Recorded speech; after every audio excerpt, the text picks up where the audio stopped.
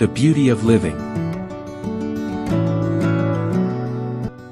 My name is David, and I am dying. The doctors told me that the cancer had spread too far, and that there was nothing more they could do.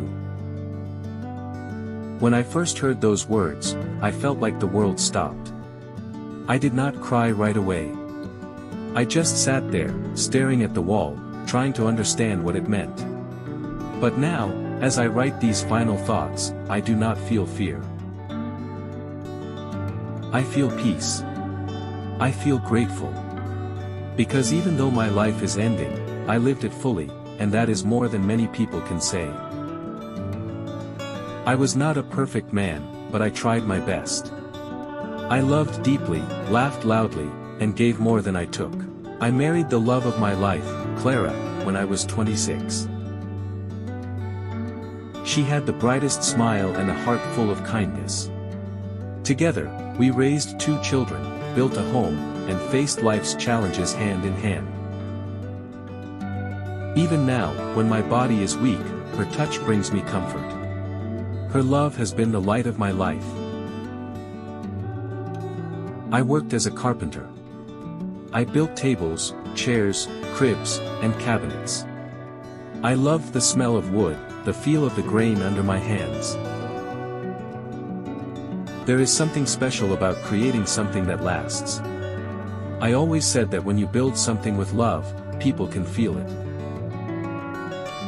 My workshop was small, but it was filled with joy, music, and good conversations with neighbors who dropped by for a cup of coffee or a chat.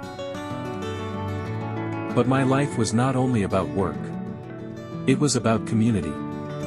I volunteered at the local shelter every winter, cooked meals for families in need, and helped repair houses after storms. Some people think you need money to make a difference, but I have learned that time, kindness, and a warm smile can change someone's day, or even their life. That is something cancer could never take from me. My friends were my brothers. We laughed until our stomachs hurt, played guitar around campfires, and shared our dreams under the stars. When I got sick, they were the first to show up. They held my hand through chemotherapy, drove me to appointments, and sat with me in silence when there were no words left to say. I will never forget their loyalty, their love, their presence. True friendship is a gift beyond price. I remember watching the sunrise from the mountains with my son, the way the light touched the world slowly, like a promise. I remember dancing with Clara in the kitchen, our bare feet on the cold floor, the music playing low. I remember my daughter reading me poems she wrote, her eyes full of hope. Life is made of these small, beautiful moments. They are what I carry with me now. There were hard days, of course. Days of pain, of anger, of asking, why me?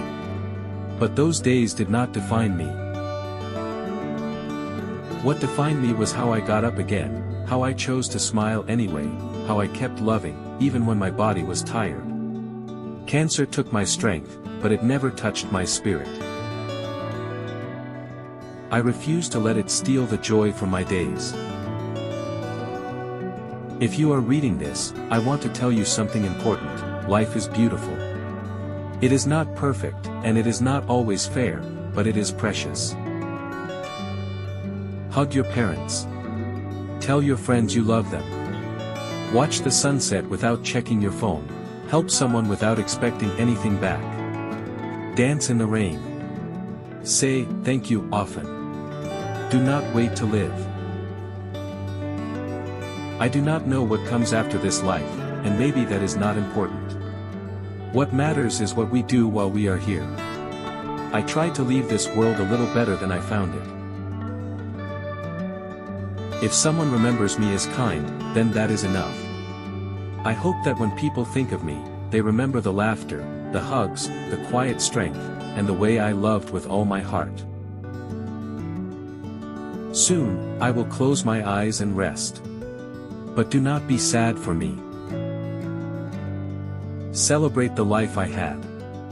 I was not defined by my illness, I was defined by my love, my choices, and the people I held close.